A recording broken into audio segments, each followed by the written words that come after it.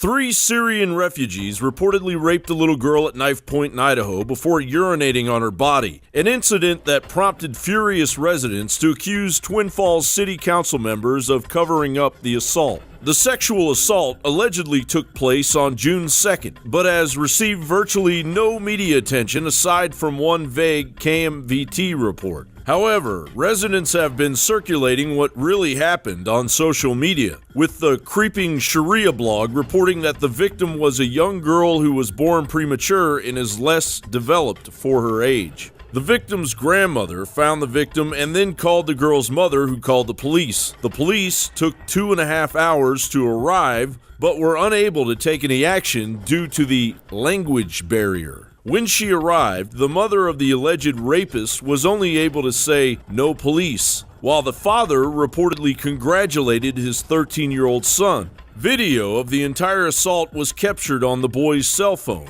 But according to the Idaho Statesman, the Twin Falls County prosecutor, Grant Loeb, says there were no Syrians involved, there was no knife involved, and there was no gang rape. Loeb continued, "There is a small group of people in Twin Falls County whose life goal is to eliminate refugees, and thus far they have not been constrained by the truth. They have not been constrained by the truth in the past, and I don't expect them to be constrained by the truth in the future. Truth. These supposed city leaders would have the good people of Twin Falls believe there isn't any invasion of psychotic refugees gradually flooding the United States that will soon resemble the horror transpiring in Europe. Just listen to your elected leaders. They know best, right?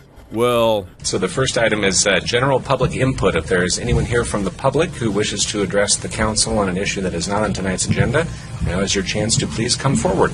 We've been made aware of a situation, an alleged assault of a minor child, and we can't get any information on it. Apparently, it's been indicated that it was the perpetrators were 4 Muslim youth that conducted this.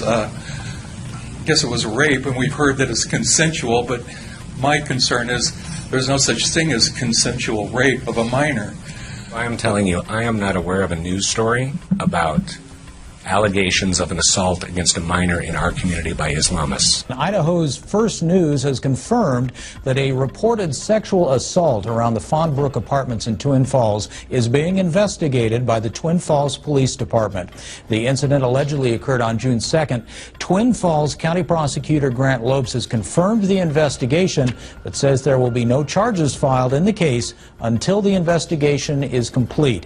Unconfirmed reports concerning the case are circulating on social media, but no one will comment officially on the case while it is still under investigation. Where is the national media on this story? The only outrage is actually from the politically correct downplaying the crime, as Snopes.com has labeled the information circulating on the web as mostly false. And it appears Loeb actually was right, technically. The minors accused of the assault weren't Syrian. They were from Sudan and Iraq, and the rest of the details are hidden from public view because minors committed the heinous act. Loeb's BS is correct. But rather than protect America's children by getting to the bottom of it and calming any fears brewing within the local community, the Twin Falls City Council would have anyone concerned branded a bigot and a white supremacist. The council was also grilled as to how a mosque was approved after just 24 hours, whereas a new home application would take at least 2 weeks just to process. Just another blatant example of what may be coming to, or without you even knowing, is currently happening in your community. You might look at us and think that we're some kind of a coalition of weirdos, and actually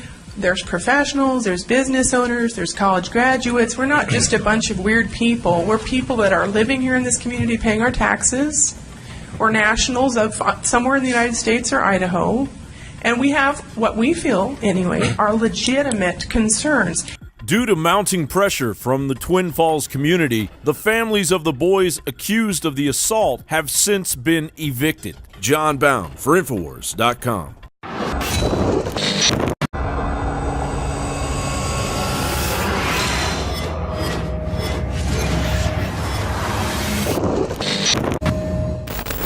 Brain Force is here.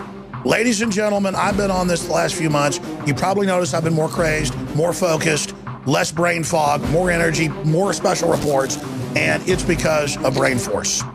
One of the worst things with most energy products is it's not sustainable, right? You're going to crash and going to feel really bad afterwards. This has a bunch of different antioxidants and compounds and polyphenols. Everybody's on these drugs to knock their brain out because the brain's so fried.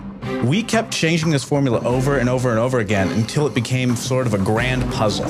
For example, the L-theanine inside of it, that is activated by the different compounds in the yerba mate that we put inside of it as well. This just increases the compounds you already have. This is what you're actually designed to run on. Exactly. It's kind of like a car will run on one form of junkie gas, but it runs really good on what it's designed for. You will find Brain Force, Survival Shield X2, and other game-changing products at InfoWarsLife.com or call 888-253-3139.